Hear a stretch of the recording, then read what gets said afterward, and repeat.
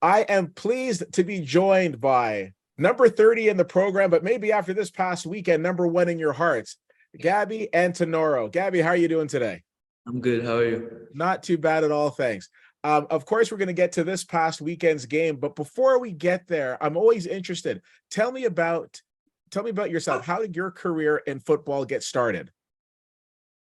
Obviously, as people may know, like I was born in Brazil. Okay.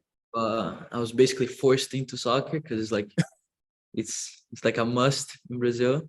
I started Okay. was 4 years old. Futsal, Yeah. indoor futsal. Um, until I was about 8, 9 years old, then I started playing 11v11, playing amateur soccer in Brazil, but at a decent level for my age. I moved to Montreal when I was 12. Played amateur for Mont Royal for like for a full season, and then Okay. to Montreal Academy. And then in Montreal Academy, I had good experience, pre-seasons with the first team, and now I'm in Atletico That's playing. amazing. Yeah, Now you're very you're maybe you're just humble, but from what I understand, there were a lot of teams before you came to Atletico that were very interested in you. yeah. There were always interest in the league, but I always felt that Atletico was the best project for me, and in a way, I felt there was the most like genuine interest. I felt like they wanted me for more than my U21 minutes. They wanted me as a player, and that was important to me. And being close to home was a big thing too.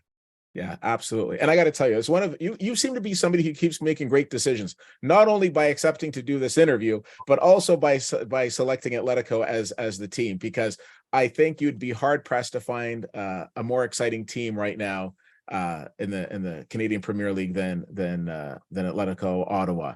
Now, over the last few months, what's that experience been like for you, being part of such an amazing franchise?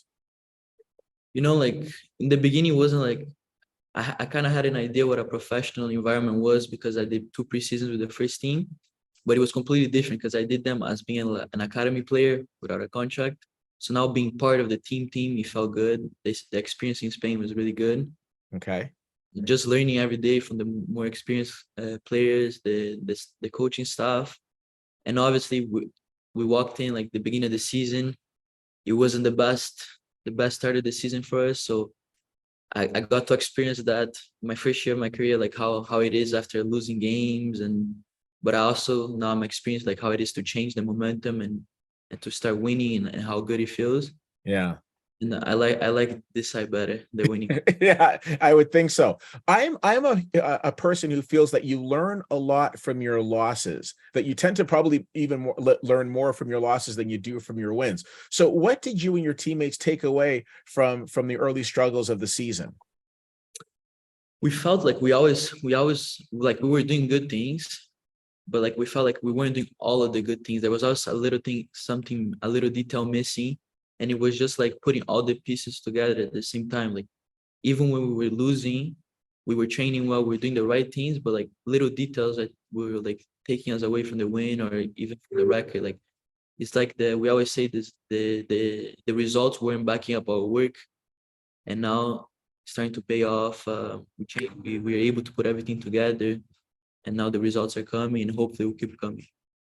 Yeah, absolutely. I mean, a few weeks ago, unfortunately, in last place, but that's okay. Right now, look at the comeback in fourth place. And also, might I remind you, being able to go into the second place team in the league on the road and get a win. So that was also, I mean, these are very impressive wins that you guys have been putting together. Let's talk about you, my friend. Let's talk about this past Sunday, Vancouver FC. You come off the bench, and I don't have the exact stopwatch time on it, but I believe it was less than 2 minutes from the time that you took the field to scoring. Mhm. Tell me about that. Tell me about that whole experience for you. It's amazing. Like I said in the other interview, like scoring at home, scoring in general is amazing, but even at home in front of the fans, like I wanted that so bad. Mhm. And just when I come on, I don't think of scoring. I think of helping the team win and everything. But if I had the opportunity, I'll happily do so. And it was just I know it's early. It's the first time in my career that like I'm scoring early. Usually I take my time, Even my first goal, it was in 20 seconds. So Yeah. I'm not used to that. But it Yeah. was just being a ball and being in the right spot at the right time. Like we trained this and understand also the chemistry, understand the players that they're playing with and what are they gonna do. Carl, I know someone that he will look before crossing. His technique is able to do that ball. But the feeling of scoring was unreal. It was amazing. I No, almost went the other side. Had to come back. I realized the fans were in this side, but it was amazing. That's amazing.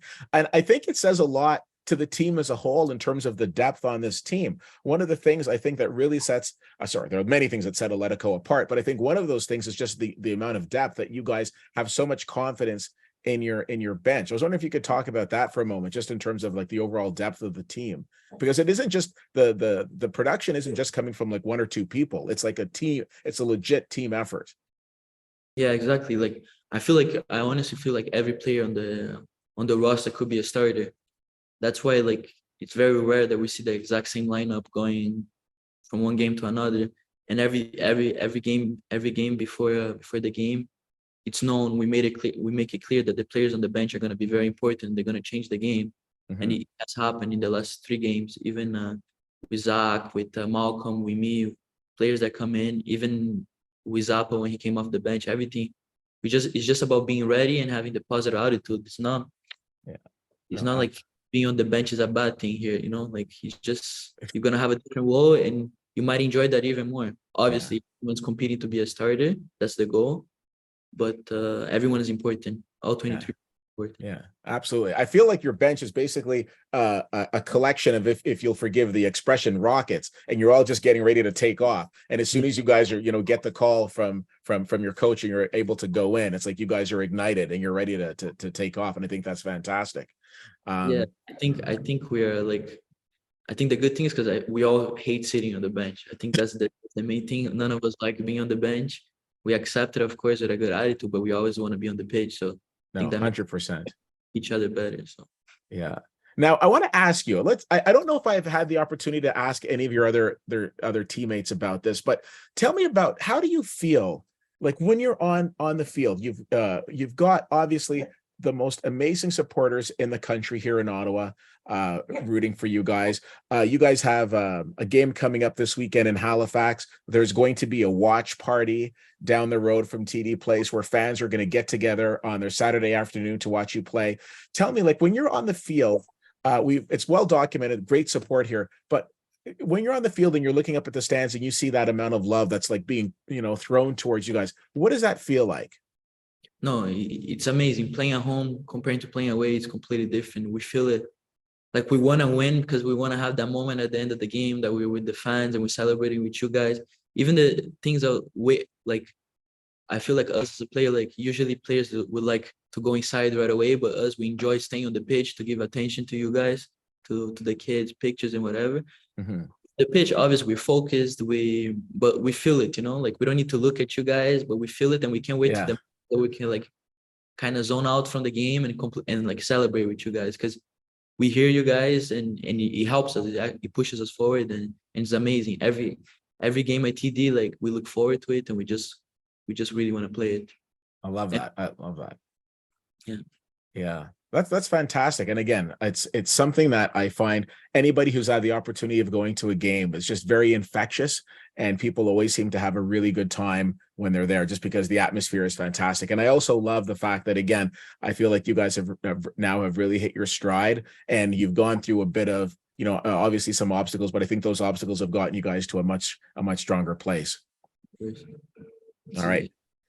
Yeah. Now, listen, I understand that you just came from practice, and I understand that you probably got a bunch of things to do as you guys are getting ready to take on Halifax this weekend. So before we wrap this up, we are going to have a little bit of fun, Gabby, with some rapid fire questions. Are you ready? Okay, here we go. So first thing that comes to your mind, there's no wrong answers in rapid fire. Okay, first question, my friend, what is your favorite movie of all time? Should I pretend that I wasn't looking up for movies before, trying to figure this one out? This is hard though, because you never think of it, but I would say like Lion King and maybe like The Pursuit of Happiness with Will Smith. Okay. Okay. Would Very you? cool. Yeah. Can't go wrong with those two. It's funny. I was watching a bit of The Pursuit of Happiness the other day, and every time I think of that movie, I just see Will Smith like clapping as he's walking down the street. Okay. Cool. What is one of your favorite things to do here in Ottawa? I'm open for advice. And sometimes I'm figuring out things to do, but we go to the mall a lot. We Okay. town a lot. We walk around, go on a lot of walks. I'm open for suggestions though. I wanna find new things to do, Okay. learn. I wanna get to know the city more. I feel like that's a next thing on my list. All right. Excellent. Well, let me tell you something. Dial into Ottawa Life magazine, which is doing this interview, and we've got a ton of amazing tips for you. And I can also shoot you over a list too. We'll take care of that. We'll do Uh, that. okay. You came onto the pitch within 2 minutes. You scored. So I want to ask you a couple of things, because obviously you're very fast at scoring goals. So I want to ask you a couple of things and see how long would it take Gabby to get these things done. Are you ready? Okay. So first of all, you get a phone call, let's say from my two fellow Trinidadians on the team, Malcolm and Luke, and they say they want to take you out for a night. How long does it take you to get ready? 30 minutes. 30 20 minutes. minutes? 20 20 minutes. minutes? Okay, awesome. All right, let me ask you this. Practice is finished. You need to assess some new game plans. How long does it take you to go through like different plays and fully understand them? Is that pretty quick? I learn quick. I would say 10 minutes. Yeah. Okay. I like that. All of a sudden you realize that you need to whip up like a quick dinner for whoever. How long does it take? How long does it take you, who I'm sure you're a culinary genius in your own right, but how long does it take you to whip up a dinner? A good dinner, A good dinner? an hour. An hour? See, that's a solid answer. Anybody who says less than an hour, it's not a good dinner. So that was No, kind of a trick question. You killed it. All right. I don't think it would be good though. I suck at cooking. There it is. Your friend is in trouble with their girlfriend, and they call you up and they need some good advice. How long would it take you to come up with like a good solid, like, I don't want to say excuse, but point of view, let's say, to help your friend get out of trouble? 2 minutes. 2 minutes. There it is. And let me tell you something, that hair, how long does it take that hair to happen? This, Yeah. I just showered. Yeah. Okay. My man. All right. There we go. That is, now I've done rapid fire with your teammates, but this has been a very special edition for you. Lastly, let me ask you this. Speaking to all of the amazing Atletico fans out there, you guys are back, I believe, on the 29th in Ottawa, taking on Cavalry. Why should people come to that game? Because we're gonna win. Oh, Yeah. you heard it. Yeah, you heard it. I can't disagree with that.